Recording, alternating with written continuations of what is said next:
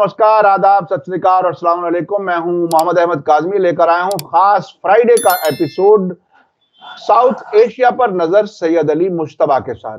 इस कार्यक्रम में हम साउथ एशिया के तमाम मुल्कों से खास खास खबरें उन पर चर्चा करते हैं और उसके लिए सैयद अली मुश्तबा साहब का एक्सपर्टीज इसमें काम आता है। बहुत ही मुसलसल पूरे हफ्ते खबरों पर नजर रखते हैं और आपके बहुत से कॉन्टैक्ट्स हैं इन मुल्कों में, जर्नलिस्ट हैं, पॉलिटिशियंस हैं, अलग अलग ऐसी भी कुछ खबरें कभी कभी आ जाती हैं जो मीडिया में नहीं होती लेकिन हमारे इस प्रोग्राम के जरिए आ जाती हैं।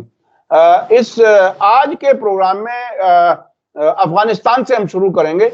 अफगानिस्तान और पाकिस्तान के बॉर्डर पर बहुत कुछ हो रहा है, शायद मामलात हल करने की कोशिश हो रही है, उस पर बात करेंगे। उसके अलावा दोहा राउंड ऑफ टॉक्स, चौथा जो राउंड होने की तैयारी है दिसंबर से पहले तक, दिसंबर के आखिर से पहले तक, उसके बारे में भी कुछ तालिबान को कुछ रिजर्वेशंस हैं, उस पर हम बात करेंगे। उसके अलावा बांग्लादेश में क्या कुछ हो रहा है, क्या बांग्लादेश की फॉर्मर प्राइम मिनिस्टर जो शायद दिल्ली में है, शायद मैं इसलिए कह रहा हूं कि बीच बीच में ऐसी खबरें आती हैं कि शायद अब वो दिल्ली में भी नहीं है, तो बहरहाल उनके बिहाफ पर अमेरिका का प्रेसिडेंट चुने जाने पर डोनाल्ड ट्रंप को मुबारकबाद भेजी गई है। यानी तकरीबन बिल्कुल ऐसा हाल है। मुझे याद आया जैसे सद्दाम हुसैन को जब वहां से निकाला ना पुलिस, उन्होंने अमेरिकी फौजियों ने, तो उसने जब पूछा तो उसने अपने आप को इंट्रोड्यूस कराया, I am president of Iraq Saddam Hussain, ऐसे उसने याद दिलाया। तो शायद अभी तक जो शेख हसीना है वो अपने आप को प्राइम मिनिस्टर मान करके चल रही हैं, उस पर हम बात करेंगे। भारत और बांग्लादेश के बीच में भी कुछ टकराव की कुछ खबरें हैं, उस पर हम बात करेंगे। और म्यांमार में क्या कुछ तब्दीली आने वाली है सियासी, उस तब्दीली की आहट नई दिल्ली में कुछ होने वाली मीटिंग्स में है, उस पर हम बात करेंगे। और ट्रंप के जीतने के बाद साउथ एशिया के मुल्कों पर क्या कुछ असर हो सकता है, क्योंकि ये सवाल दुनिया भर में जरूर हो रहा है कि ट्रंप एक ऐसा शख्स है जिसको समझने के लिए मैं समझता हूं बहुत ही साइकोलॉजिस्ट होना पड़ेगा, आपको एक बॉडी लैंग्वेज पढ़ने वाला एक्सपर्ट होना पड़ेगा। तो ट्रंप क्या कुछ कर सकते हैं साउथ एशिया के मामलात में, उस पर भी बात करेंगे। जनाब सैयद अली मुश्तबा साहब, वेलकम है आपका। मीडिया स्टार वर्ल्ड को आप वक्त दे देते हैं, उसके लिए बहुत बहुत शुक्रिया। अफगानिस्तान से खबरों की शुरुआत करते हैं क्योंकि वहां की खबरों का लोग इंतजार करते हैं। आप बताइए क्या कुछ है अफगानिस्तान से। बहुत बहुत शुक्रिया काजमी साहब। मेरे सामाइन को मेरा आदाब, सत श्री अकाल, अस्सलाम वालेकुम। आज जो है वो हमेशा की तरह हम लोग फिर अफगानिस्तान चल रहे हैं और आज जो है वो डुरान लाइन की बात करना चाह रहे हैं हम लोग इस पे, क्योंकि बहुत सारी चीजें वहां पे हो रही हैं। डुरान लाइन को समझना यह है कि वो एक तरह से एक बॉर्डर लाइन है जो कि अफगानिस्तान को पाकिस्तान से डिवाइड करता है और उसमें जो है हालांकि पाकिस्तान उस बॉर्डर लाइन को मानते हैं कि यही बॉर्डर लाइन है हमारा और अफगानिस्तान का। अफगानिस्तान जो है उस बॉर्डर लाइन को नहीं मानते हैं, इसलिए कि जो पश्तून जो लोग हैं अफगानिस्तान में और जो पाकिस्तान का पश्तूनख्वा प्रोविंस है, ये दोनों आपस में डिवाइड हो गए हैं। तो अफगानिस्तान वाले कहते हैं कि जो पख्तूनख्वा प्रोविंस है पाकिस्तान का वो हमारा ही हिस्सा है, मतलब नेचुरल बाउंड्री है। लेकिन पाकिस्तान कहता है कि नहीं, डुरान लाइन में जो है वही हमारा जो है मतलब डिमार्केटेड लाइन है, मतलब पाकिस्तान और अफगानिस्तान पे। तो अब खबर की तरफ चलते हैं कि देखिए वो एमिरेट जो इस्लामिक एमिरेट ऑफ मतलब अफगानिस्तान है, उनके जो है वो एक स्पोक्स पर्सन है, उनका नाम है तस्लीमुल्लाह हक्कानी। ये स्पोक्स पर्सन है उनके ministry of border and ethnic and tribe affairs के ये स्पोक्स पर्सन है। तो इन्होंने कहा कि हम लोगों की जो ऑफिशियल टीम है वो बॉर्डर एरियाज पे, जो कि अफगानिस्तान के बॉर्डर एरियाज में है, डुरान लाइन से लगा हुआ, वहां पे हम लोग गए और जाने के बाद उनके कई प्रोविंसेस हैं जिसमें जा करके उन्होंने लोगों से बात किया और उनसे पूछा कि आपके क्या क्या प्रॉब्लम्स हैं, और उन प्रॉब्लम को हम जानने के लिए आए हैं और हम उसको दूर करने के लिए आए हैं। अब ये जो प्रोविंस है वो नगौर है, खुरासान है, पख्तिया है, खोस्त है और इस तरह के और भी प्रोविंसेस हैं जो के लगते हुए हैं डुरान लाइन से या पाकिस्तान से लगते हुए हैं। तो यहाँ जाकर के उन्होंने बात किया, उनकी सारी चीजें रिकॉर्ड की, और ये प्रॉब्लम्स उनके क्या है, वही जो प्रॉब्लम्स हमारे भी प्रॉब्लम्स हैं कि रोड नहीं है, बिजली नहीं है, पानी नहीं है, हॉस्पिटल नहीं है, एजुकेशन नहीं है, स्कूल नहीं है, यही सब प्रॉब्लम, इलेक्ट्रिसिटी नहीं है। ये जो है ये काबुल से बहुत दूर है, और ये सब बड़े पेरिफेरी, मतलब अफगानिस्तान के बिल्कुल समझ लीजिए कि दूर दराज के इलाका है, अगर आप काबुल में बैठे हैं तो ये जो है वैसे भी पिछड़ा हुआ इलाका पहले से भी था, और मतलब अभी भी है वो। तो ये पहल उन्होंने की है कि जाके वहां मालूम किया है। अब इसके बाद उनके जो स्पोक्समैन है उन्होंने कहा कि हमने सारी चीजें मालूम कर ली है, अब हम फंड एलोकेट करेंगे, और फंड एलोकेट करने के बाद ये सारी चीजों पे काम जल्दी शुरू होने वाला है, वहां के डेवलपमेंट का प्रोजेक्ट, जो चीजें वो कह रहे हैं। तो खबर तो यही है, मतलब जो अफगानिस्तान की तरफ से जो खबर निकल के आई है कि वो अब मतलब जो फार फ्लंग एरिया है और जो बहुत दूर दराज एरिया है वहां वो विकास लेके आना चाह रहे हैं। ये एक लाइन में इसका यही है। अच्छा ये डोरांड वाला जो मामला है वो पाकिस्तान की तरफ से भी तो कुछ गरमा रहा है, पाकिस्तान के एम्बेसडर भी उस एरिया में गए, वो क्या कुछ है थोड़ा सा, तभी तो खबर पूरी जी। तो पाकिस्तान के जो मतलब डिजिग्नेटेड जो head of the diplomatic staff है काबुल में, उनके जो एम्बेसडर ही कह लीजिए उनको, वो उबैद खान निजामी है। वो कंधार गए, और कंधार जो है वो लगता हुआ प्रोविंस है पाकिस्तान से, मतलब यहाँ पे। तो वो एम्बेसडर जो है वो वहाँ के जो गवर्नर हैं कंधार के, उनका नाम जो है वो अखुंद है, उनका नाम जो है वो मुल्ला शिरीन अखुंद है।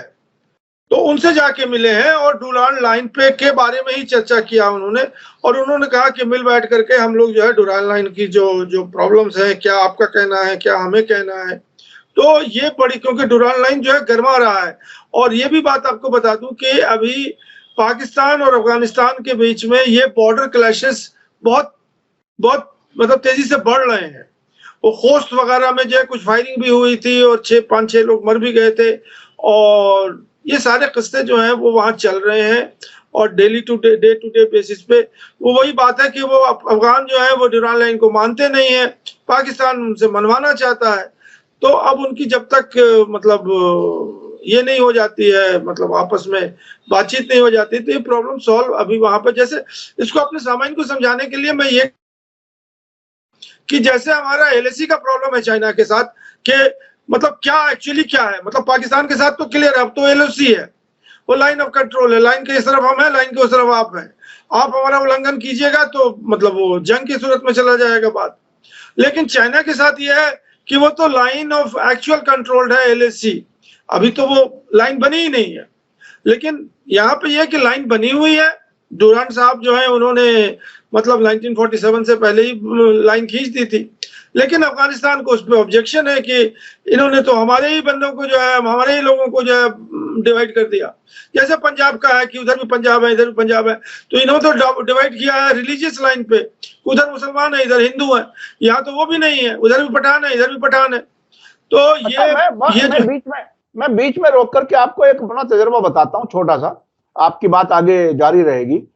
एक बार सद्दाम हुसैन के जमाने में आखिरी जो उनका यहाँ एम्बेसडर था, तो वो भी कुर्दिस्तान वगैरह की बात करता था, और वो कश्मीर वगैरह के बारे में भी, तो उसका अपना ऑब्जर्वेशन था बहुत ही इंटरेस्टिंग, जो लोगों को शायद बताना चाहिए कि अंग्रेज जहां जहां से भी गए, अपनी हुकूमतें जहां जहां से उनकी खत्म हुई और उन्होंने मुल्क बांटे, तो उन्होंने हर जगह ऐसा तनाज़ा, ऐसा झगड़ा बाकी छोड़ा जो तकरीबन टाइम बॉम्ब की तरह से कभी भी एक्सप्लोड कर सकते हैं। इंडिया पाकिस्तान के बीच में कश्मीर, अफगानिस्तान और पाकिस्तान के बीच में ये डुरांड लाइन, ये पख्तून दोनों तरफ बट गए। तो ये इस किस्म का इनका कारोबार इसी तरह से चलता है कि मुल्कों के बीच में टेंशन की कुछ ना कुछ वजह बाकी रहनी चाहिए। जी आप अपनी बात आगे जारी रखें।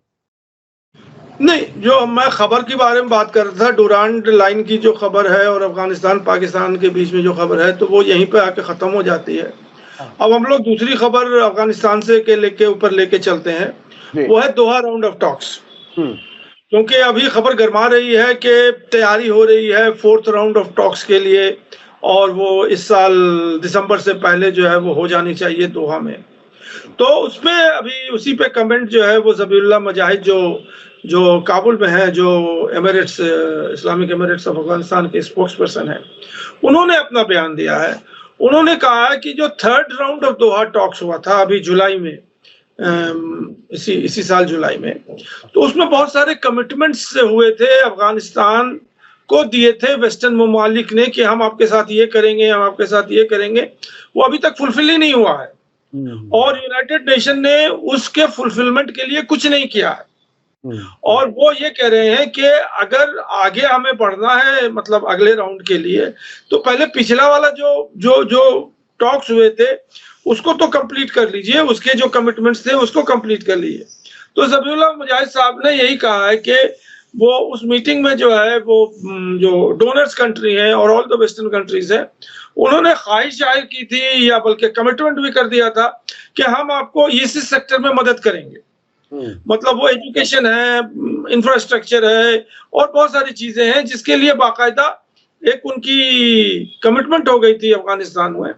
लेकिन उसके बाद से वो टॉक खत्म हुआ और लोग अपने घर चले गए और उन्होंने उसके बाद कुछ नहीं किया। तो अब मुजाहिद साहब ये कह रहे हैं कि यूनाइटेड नेशन को उन्होंने कहा है कि आप जो है एक इस्टेब्लिश्ड मैकेनिज्म बनाइए और जो दोहा राउंड के जो टॉक है उसको फिर से रेगुलर टॉक्स में बदलिए, ताकि जो commitments third round of talks में हुए थे वो तो कंप्लीट हो जाए ना, तब तो उसके बाद अगला फोर्थ राउंड होगा।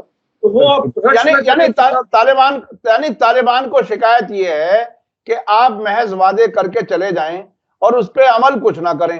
तो ये बिल्कुल ऐसा है जैसे बच्चे को झुंझुना दे दिया कि जाओ बेटा तुम हम कह देते हैं कि आपको इतना देंगे लेकिन मिलेगा कुछ नहीं।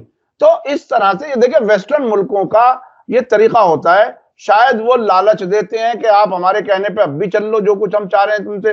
जबान पे कुछ होता है, बिहाइंड द सीन कुछ और होता है, अखबारों में कुछ और बताया जाता है, पीछे से कुछ और चाहते हैं। तो ये हुकूमतों के बड़े अजीब तरीके हैं, खासतौर पर वेस्टर्न मुल्कों के।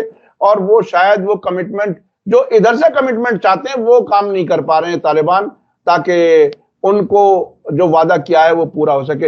ये बहरहाल इनकी मुझे ये लग रहा है कि ये जो डेट लाइन जो दिसंबर का बता रहे हैं ये शायद आगे बढ़ जाए, इसलिए कि तालिबान ने जो है अपनी बात रखी है कि हमारे ये जो चीजें हैं भाई, चौथा राउंड का तो मतलब ही नहीं बनता है जब तक कि तीसरा राउंड पूरा ना हो जाए।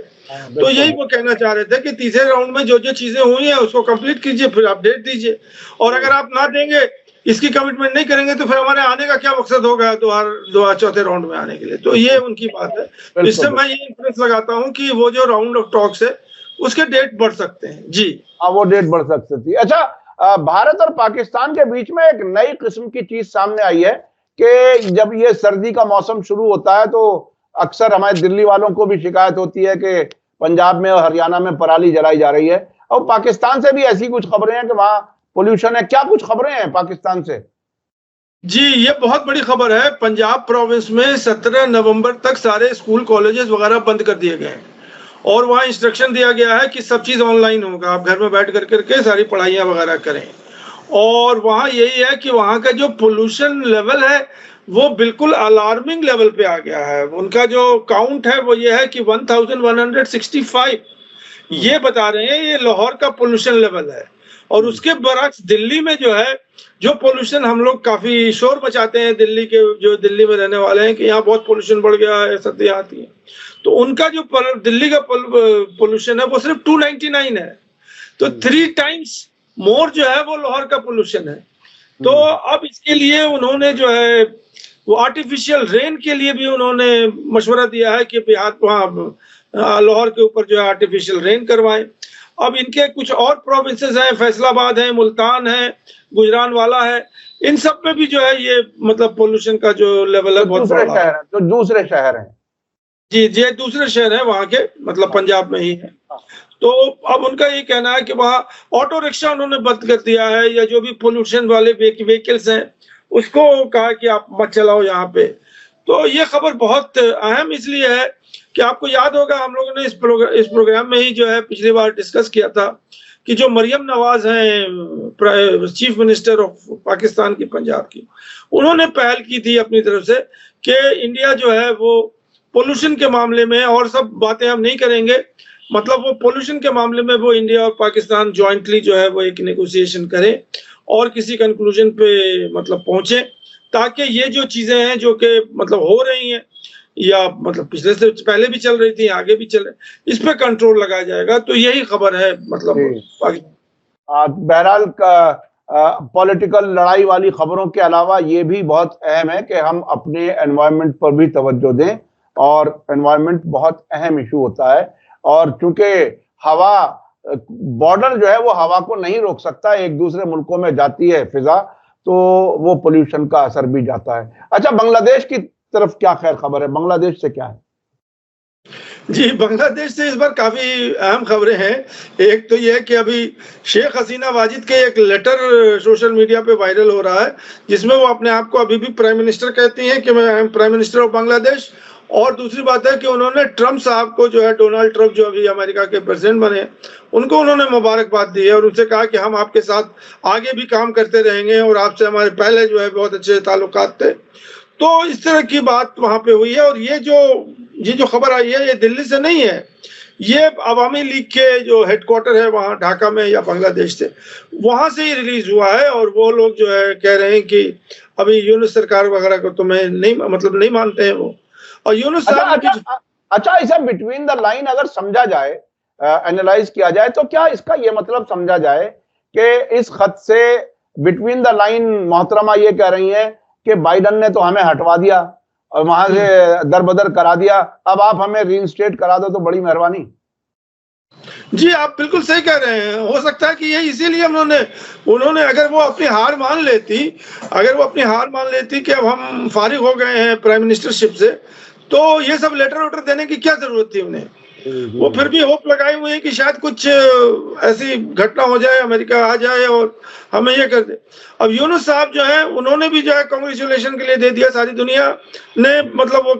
और एक खास बात और बता दूं मैं कि भाई हमारे मोदी साहब ने तो दिया ही है, वो तो ऑफिशियल वो है, राहुल गांधी ने भी दिया है, गौतम अडानी साहब ने भी जो है ट्रम्प को कांग्रेचुलेशन दिया। मैं देख रहा था वो कि ये गौतम अडानी क्या आ गए, इनका क्या हैसियत है जो ट्रम्प को जो है वो मतलब नहीं साहब, देखिए बात सुनिए, हैसियत पे सवाल ना करें, सारा मीडिया उनके हाथ में है और वो इतने बड़े टाइकून हैं कि मोदी जी उनके लिए मार्केटिंग करते हैं दूसरे मुल्कों में जाकर के। हैसियत तो है लेकिन ऑफिशियल हैसियत नहीं है, ये बात आपकी ठीक है, ऑफिशियल हैसियत नहीं है। लेकिन अब दो खबरें और है बांग्लादेश से। हाँ। एक खबर ये है, वो इंडिया बांग्लादेश के हवाले से है। वो खबर ये है कि इंडिया ने जो है वो बांग्लादेश को टूरिस्ट वीजा बैन कर दिया है। कोई भी वीजा जो है वो बांग्लादेशी अगर यहाँ आना चाहता है ऑन टूरिज्म पर्पस या कुछ और पर्पसेस पे, सिर्फ इमरजेंसी वीजा उन्होंने बहाल किया हुआ है कि जो कि मेडिकल ग्राउंड्स पे या किसी और मतलब कम वैसे ग्राउंड्स पे जो है मतलब आना चाहते हैं लोग, उनके रिश्तेदार हैं यहाँ पे बहुत सारे ये हैं, तो उनको उन्होंने मतलब वीजा अलाउ कर दिया है। और इसके लिए जो हमारे फॉरेन सेक्रेटरी हैं मिस्टर रंजीत कुमार, ये वहां के फॉरेन सेक्रेटरी से उन्होंने अभी डायलॉग किया है या उनसे बाकायदा बात की, उसके बाद ही अनाउंसमेंट हुआ है। और दिसंबर के महीने में इंडिया बांग्लादेश फॉरेन सेक्रेटरी की लेवल की जो है वो बात होने वाली है। अभी वो ये नहीं अनाउंस हुआ है कि वो दिल्ली में होगा कि ढाका पे होगा, जिसमें जितने भी इश्यूज हैं इंडिया और बांग्लादेश के बीच में वो फॉरेन सेक्रेटरी के लेवल पर डिस्कस होंगे। तो ये वीजा वाला जो मैटर है इसको आप मतलब जैसे भी देखें, लेकिन इनका इंडिया का कहना है कि हमने ये जो कदम उठाया है ये अगेंस्ट बांग्लादेश नहीं है, बल्कि हमारे जो एम्बेसी में स्टाफ है उनकी शॉर्टेज है, तो हम मतलब उतना वीजा हैंडल नहीं कर सकते हैं जितना के मतलब हमारे पास एप्लीकेशन आता है। तो हमने जो है वो जो स्टाफ होटल में जाकर के बैठा था और फिर वहां से फरार हुआ था, वो वाला स्टाफ कम हो गया। यानी वो उस तरह की खबरें आई थी ना उन दिनों के भारत के खिलाफ भी काफी, भारत सरकार के खिलाफ, चूंकि शेख हसीना भारत में आई थी और वो शेख हसीना को अपने दुश्मन की तरह से देख रहे थे, तो दुश्मन का दोस्त दुश्मन, तो वो बिल्कुल उसी तरह से उन्होंने भारत के साथ ट्रीट किया था। और हमें याद है कि वहां पूरा होटल तकरीबन ढाका का था जो भारत के हाई कमीशन ने हायर किया हुआ था, और उसके बाद बहुत से लोग निकल के आए थे। देखिए, खबरें सारी अच्छी तरह से हर पहलू से याद रखनी चाहिए हमारे भारत के बारे में। मैं खुद बांग्लादेश गया हूं, वहां लोगों के जहन में भारत के खिलाफ काफी जज्बात हैं और सबसे ज्यादा तो मार्केट पर कब्जा करने की, इलीगल ट्रेडिंग की, इस तरह की शिकायतें भारत से उनको हैं और सियासी तौर पर भी हमारी तरफ से दखल दिया जाता है, वो भी इल्जाम हमारे ऊपर है। अच्छा, अब आगे चलते हैं, श्रीलंका में क्या कुछ हो रहा है? सर 2-3 खबरें और है बांग्लादेश की, बड़ी मोटी मोटी, वो मैं सामने बताना चाहता हूँ। हाँ, वो ये है कि वहां पे बांग्लादेश में जो हिंदू संगठन है, समाज है, हिंदू समाज, वो रोड पे आ गया है और उसने कहा कि हमारे अगेंस्ट में जो है अत्याचार हो रहा है, बांग्लादेश में जो है वो मुसलमान हिंदुओं पे जुल्म हो रहा है हमारे जो है, तो इसके लिए जो है गवर्नमेंट जो है वो मतलब कुछ करे ताकि हमें प्रोटेक्शन दे। तो अब उसमें जो मजेदार खबर ये है इसके अंदर कि इन प्रोटेस्टर ने जो है 19 लोगों को गिरफ्तार किया है बांग्लादेशी गवर्नमेंट ने। मतलब वो बांग्लादेशी फ्लैग हटा करके उन्होंने बीजेपी की फ्लैग नहीं लगाई है, इंडिया की फ्लैग नहीं लगाई है, बल्कि भगवा फ्लैग जो है वो लगा दिया है और इसी के इल्जाम में उनको सेडिशन चार्ज पे 19 लोगों को, 19 हिंदुओं को जो है वो यूनुस सरकार ने जो है वो गिरफ्तार कर लिया है। उन पे जो है देशद्रोह का मुकदमा लग रहा है और उनको वो कर दिया है। तो बांग्लादेश में इस तरह की भी खबर जो है गर्म है और यूनुस सरकार ने कहा है कि जैसे पहले वो कहते आ रहे थे कि माइनॉरिटीज का प्रोटेक्शन जो है वो गवर्नमेंट के हाथ में है और हम लोग सब कुछ करेंगे जो उनको मतलब ये है कि उनके प्रोटेक्शन हो सकता है। लेकिन उन्होंने ये भी कहा कि ये जो मैटर है, मतलब ये जो एंटी हिंदू और ये फीलिंग जो है, ये रिलीजियस सेंटिमेंट्स नहीं है इसके अंदर, इसके अंदर पॉलिटिकल सेंटिमेंट्स है। वो जो है वो अवामी लीग के सपोर्टर थे, मतलब जो हिंदू ग्रुप्स हैं, और जो मुस्लिम ग्रुप है वो बीएनपी के सपोर्टर्स हैं। वो हिंदू मुसलमान का वहां झगड़ा नहीं है, वहां पे पॉलिटिकल पार्टी का झगड़ा है। अब पॉलिटिकल पार्टी जो है वो हावी हो गई है बीएनपी वाली, तो वो अपने जो है मतलब जो कुछ है वो निकाल रही है। अब उसमें आ जाते हैं कि वो अवामी लीग के लोग भी हैं और हिंदू समाज के भी हैं। तो ये उन्होंने क्लैरिफाई किया है कि ये पॉलिटिकल झगड़े हैं जिसको आप मतलब रिलीजियस कलर दे रहे हैं। हाँ, मजहबी रंग ना दें इसको, सिर्फ पॉलिटिकल पार्टियों के बीच का ही टकराव समझें। अच्छा, उसके बाद चलते हैं म्यांमार की तरफ। म्यांमार में क्या कुछ है? वक्त हमारे पास बहुत कम रह गया। म्यांमार में क्या कुछ हो रहा है? सर बांग्लादेश को भी मैं नहीं छोड़ूंगा, एक खबर और सुन लीजिए। हाँ। वो ये है कि इंडिया बांग्लादेश का जो गारमेंट एक्सपोर्ट होता है, आपको मालूम ही होगा कि बांग्लादेश जो है वो उसकी बहुत बड़ी इकोनॉमी जो है वो गारमेंट एक्सपोर्ट के लिए वेस्टर्न मतलब ममालिक में जाती है। तो पहले वो ट्रक के जरिया या इवन जहाज के जरिया वो इंडियन पोर्ट्स पे आ जाती थी उनकी कंसाइनमेंट, और इंडिया से जो है उसको वो ट्रांजिट किया जाता था इंडियन पोर्ट से, मतलब वेस्टर्न ममालिक के उस पे। अभी जो खबर ये है कि बांग्लादेश जो है वो मालदीव्स का रूट ले रही है और समुद्री रास्ते से उनके जो गारमेंट्स है वो म्यांमार वहां मालदीव जाते हैं और मालदीव से फिर वो डिस्ट्रीब्यूट होते हैं दूसरे कंट्रीज में जहां उनका डेस्टिनेशन है।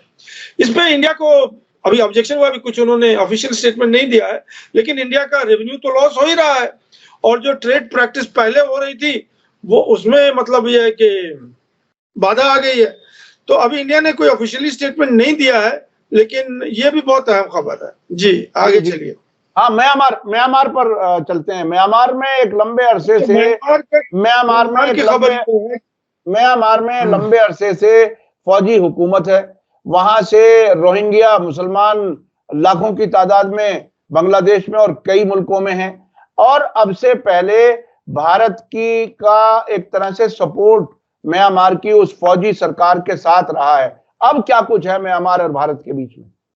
देखिए, म्यांमार में जो ये सब जो कहानी आपने बताई ये तो पुरानी हो चुकी है। नई कहानी ये है कि वहां सिविल वॉर हो रहा है, गृह युद्ध हो रहा है। जो डेमोक्रेटिक फोर्सेस है वो बाकायदा जंग लड़ रहे हैं वहां की जनता से, और वो मतलब फतेह हासिल कर रहे हैं एक एक जगह पे, अलग अलग जगहों पे, और उनकी तरफ से संकेत यही है कि किसी वक्त भी जो है मिलिट्री जनता को भगा दिया जाएगा, उसी तरह से जैसे शेख हसीना वाजिद को भगा दिया गया। इंडिया जो है वो मतलब एक बहुत जमाना पहले जो है वो आंग सान सूची और डेमोक्रेटिक फोर्सेस कर रही थी, जनता कर रही थी, जनता जो है वो इख्तिदार में थे। जब वाजपेयी गवर्नमेंट आ गई तो उन्होंने इंडिया ने अपनी पॉलिसी बदल दी और जनता से उन्होंने हाथ मिला लिया और जनता से वो फिर बात करने लगे, तो वो पॉलिसी चलने लगी। अभी मोदी सरकार की भी वही पॉलिसी है जो कि उस टाइम से मतलब इवॉल्व हुई थी। लेकिन अब नई कड़ी इसमें ये हुई है कि अभी कल मतलब इसी वीक में ट्यूसडे को जो है वो एक 17 लोगों का डेलीगेशन म्यांमार से दिल्ली आया है, और Indian council of cultural affairs में एक सेमिनार या एक कॉन्फ्रेंस या टॉक हो रहा है जो कि इंडिया इन लोगों से एंगेज कर रही है। इसमें जनता के भी लोग हैं, सिविल सोसाइटी के भी लोग हैं, और वो जो लोग मतलब वो डेमोक्रेटिक फोर्सेस के लोग हैं जो कि लड़ रहे हैं, इन सबको बुला करके इंडिया जो है उनसे बात कर रही है। अब क्या आउटकम होगा इसका वो तो नहीं जानते हैं, लेकिन इंडिया का अब जो पॉलिसी है कि वो सबसे इंगेज कर रही है और सबसे बात कर रही है, ताकि जो भी हुकूमत आएगी आगे फ्यूचर में तो इंडिया की पकड़ वहां बनी रहेगी। यही मुझे लगता है कि यही मकसद है। जो हमारे फॉरेन सेक्रेटरी हैं मिस्त्री साहब, इनको रिसीव करने के लिए बाकायदा एयरपोर्ट गए थे, एयरपोर्ट पे उनसे बातचीत की, इनको रिसीव की, तो इसकी ये अहमियत है। जी जी जी जी, ये बहुत ही अहम इस तरह से है कि भारत बहरहाल हर हाल में चाहता है कि वहाँ असर रहे सरकार के, जो भी सरकार वहां पर बने। बहुत बहुत शुक्रिया, बहुत बहुत शुक्रिया आपका। और एक आखिर में एक सवाल में, ट्रंप के चुने जाने के बाद साउथ एशिया पर क्या कुछ असर होने वाला है, जरा वो बताइए। नहीं, अभी श्रीलंका का 14 तारीख को कुछ ही दिनों में, हमारे अगले प्रोग्राम से पहले जो है वो हो जाएगा, क्योंकि वहां पे पार्लियामेंट्री इलेक्शन हो रहे हैं नवंबर 14 को। और जो खबर हमारे पास आई है कि जो दिसानायके, जो अनुराग दिसानायके साहब हैं जो कि प्रेसिडेंट है श्रीलंका के, उनकी जो एनपीपी पार्टी है वो लैंडस्लाइड विक्ट्री कर रही है, 113 सीट लाने वाली है। 225 जो उनका असेंबली है उसमें 225 लोग हैं। तो ये बहुत अहम खबर है कि मतलब वहां जो है मतलब उन्हीं की सरकार आने वाली है जिनके प्रेसिडेंट हैं। तो ये मैं बता दूं। उसके बाद अब हम लोग बात करते हैं ट्रम्प साहब की। तो जी, ट्रम्प साहब के जीतने के बाद क्या कुछ होने की उम्मीद है? साउथ एशिया पर क्या असर रहेगा? जी, ये बहुत बड़ा इम्पोर्टेंट मतलब डेवलपमेंट है, जिसमें बहुत से लोगों ने कमेंट्री करना शुरू कर दिया है। देखिए, ट्रम्प साहब का ये है कि जो फर्स्ट एडमिनिस्ट्रेशन थी ट्रम्प एडमिनिस्ट्रेशन में, उसमें हमारे प्रधानमंत्री मोदी साहब की बहुत बड़ी मतलब अब की बार ट्रम्प सरकार, यहाँ से मोदी साहब गए थे वहाँ इलेक्शन में पार्टिसिपेट करने के लिए, और जबकि जो बाइडेन जीत गए थे तो उन्होंने नारा भी लगाया था। तो अब तो जो इंडियन कम्युनिटी है उनके बहुत अच्छे 5 अच्छे जो इंडियन कम्युनिटी के लोग हैं वो जीते हैं, वहां पे सेनेटर बनेंगे। अब ये सब चीजें जो है वो ट्रम्प सरकार की, अब देखिए ट्रम्प सरकार जब आ गई है तो इंडिया के साथ जो है अब बहुत सारी चीजें इंडिया को कंसेशन मिलने वाली है। एक जो माइनॉरिटी राइट्स हैं जो इंडिया में जो है इन्फ्रिंजमेंट हो रहे हैं, जिसके लिए बाइडेन सरकार आवाज उठा रही थी, डेमोक्रेटिक राइट्स हैं, फ्रीडम ऑफ प्रेस है, ये सब चीजें जो है वो बाइडेन सरकार भले कुछ करे ना करे, लेकिन उस पे जो है उसने जो है मतलब आवाज तो उठाई थी। अब ट्रम्प सरकार से ये अपेक्षा की जाती है कि इस पे वो शायद कहीं अनसुनी कर दे, लेकिन जो जो जो प्रेशर इंडिया पे होगा वो होगा व्यापार के ऊपर। और ट्रम्प सरकार जो है वो इंडिया पे प्रेशर देगी कि आप इन सेक्टरों में हमें जो है आप कंसेशन दीजिए। एग्रीकल्चर सेक्टर है, बहुत सारे सेक्टर्स हैं। तो इंडिया में मोदी साहब को जो है, या जो मोदी एडमिनिस्ट्रेशन है या गवर्नमेंट है, इसके लिए तैयार होना चाहिए कि देखिए ट्रम्प सरकार जो है वो मतलब ये है कि कोई भी है वो अपना फायदा देखेगी, और इंडिया से जो अच्छे रिलेशन है वो तो पर्सनल लेवल पे मोदी साहब के और ट्रम्प साहब के तो हैं। वो तो किसी, क्योंकि एक वहां उन्होंने ट्रम्प साहब ने एक मतलब एक फंक्शन ऑर्गेनाइज किया था जिसमें उसका नाम ही था हाउडी मोदी। बिल्कुल, हाउ आर यू मोदी, तो वो अमेरिकन उसको हाउडी बोलते हैं, हाउडी मोदी उसका नाम ही था। तो वो तो उन्होंने बाकायदा मतलब एक फंक्शन ऑर्गेनाइज किया था एक स्टेडियम में, जहाँ के मोदी साहब को जो है वो मतलब चीफ गेस्ट बनाया था और उनको ये किया था। तो देखिए अभी जो है वो पाकिस्तान के साथ अब एक और पेच है, आपको ये भी बता दूं, ये बहुत इंपॉर्टेंट चीज है। इमरान खान जब वहां थे 2020 के आसपास और ट्रम्प साहब वहां थे, तो इमरान खान गए थे अमेरिका में, तो ट्रम्प ने कहा था कि मैं कश्मीर के मामले में मध्यस्थता करूंगा। बाकायदा उन्होंने कहा कि हम तैयार हैं, अगर दोनों पार्टी आप लोग तैयार हो जाइए तो मैं मीडिएट करने के लिए तैयार हूं। जिसमें इंडिया ने जो है मतलब अपना वो खींच लिया कि ये सब तो, लेकिन इमरान खान से उन्होंने कमिटमेंट किया था, प्रेसिडेंट मतलब जो पाकिस्तान के प्राइम मिनिस्टर है, तो वो मतलब कुछ भी कर सकते हैं। मतलब उनका जो है वो अभी वो चाइना के अगेंस्ट में भी उन्होंने कहा था कि हम ये सप्लाई करेंगे, वो सप्लाई करेंगे, ये आम सप्लाई करेंगे, वो सप्लाई करेंगे। तो मुझे यही लगता है कि दो बड़े एरियाज हैं इंडिया के साथ। एक तो इंडिया को ट्रेड कंसेशन देना पड़ेगा चाइना को, अमेरिका को।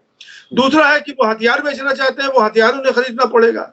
और फिर जो है इंडिया के इंटरनल डोमेस्टिक पॉलिटिक्स में ट्रम्प सरकार या जो अमेरिका की सरकार है वो नहीं बोलेगी रिलीजियस प्रोसिक्यूशन के ऊपर, डेमोक्रेटिक फ्रीडम के ऊपर और ये सब चीजों के ऊपर।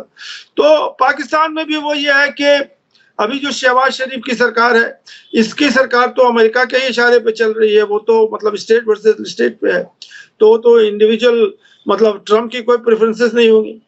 अब देखिए बांग्लादेश में जो है वो एक बड़ा मतलब वो है कि अब जो अवामी लीग पार्टी हम लोगों ने डिस्कस अभी किया, वो एक्सपेक्ट कर रही है कि ट्रम्प सरकार जो है वो यूनुस साहब को हटा दे और हसीना वाजिद को लेके आ जाए। तो ये बहुत सारी इस तरह की चीजें हैं जो साउथ एशिया के लिए हैं। अब वो जो श्रीलंका में भी जो सरकार अभी आई है वो कम्युनिस्ट की सरकार है, वो तो उनको मतलब ट्रम्प सरकार को जो है वो कंसेशन नहीं देगी। तो वहां जो है वो चाइना के जो है शिप वगैरह आके लगते हैं। तो अभी देखिए अभी ये खबर बड़ी इंटरेस्टिंग है ट्रम्प साहब के आ जाने के बाद, क्योंकि जो बिडेन साहब हैं वो तो मतलब ये है कि उनका जो मेथड था काम करने का, तो वो तो मालूम है कि वो मतलब डेमोक्रेट थे और ये तो रिपब्लिकन है। तो ये तो सबको मालूम है कि रिपब्लिकन जो है वो उनका अलग मंशा है। लेकिन इंडिया जो है वो खबर में बनी रहेगी इंडिया और अमेरिका के हवाले से। अब उसमें एक चीज और ये है कि ये गुरवंत पन्नू और वो जो केस अभी उछला था सिख का, शायद वो तब था इंडिया और मतलब अमेरिकन रिलेशन में ट्रम्प के आने के बाद। वो जो निज्जर की किलिंग थी वहां पे, अभी गुरुद्वारा वो टेंपल में अटैक हो गया, सिखों ने कर दिया अटैक। तो हो सकता है कि मतलब कनाडा में जो हुआ, कनाडा, हाँ, तो हो सकता है कि ट्रम्प सरकार जो है वो इंडिया के पक्ष में बोले। मतलब इस तरह की चीजें अभी क्या होंगी ये तो अभी आगे बताएगा। हम लोग तो अभी कयासारी कर सकते हैं कि क्या होने वाला है। बिल्कुल बिल्कुल। बहुत बहुत शुक्रिया जनाब मुस्तफा साहब, आपने हमें वक्त दिया। आप हमारे लिए फ्राइडे के लिए बाकायदा तैयारी करते हैं, पूरे उस इलाके पर साउथ एशिया के मुल्कों पर सब पर नजर रखते हैं, उसके लिए हम शुक्रगुजार हैं। और अपने दर्शकों से कहूं कि आपको ये वीडियो कैसा लगा, इतनी खबरें एक साथ पूरे इलाके की आपको एक साथ मिली, इसके साथ कमेंट्स में जरूर आप लिखिए अपनी राय। इसी के साथ मुझे दीजिए इजाजत। धन्यवाद, शुक्रिया, जय भारत, जय हिंद। मीडिया स्टार वर्ल्ड के और वीडियो देखने के लिए हमारे चैनल को सब्सक्राइब करें और सीधे नोटिफिकेशन पाने के लिए बेल आइकन दबाएं। और अगर हमारी खबर सच्ची और अच्छी लगे तो अपने व्हाट्सएप, इंस्टाग्राम, फेसबुक और ट्विटर अकाउंट पर जरूर शेयर करें।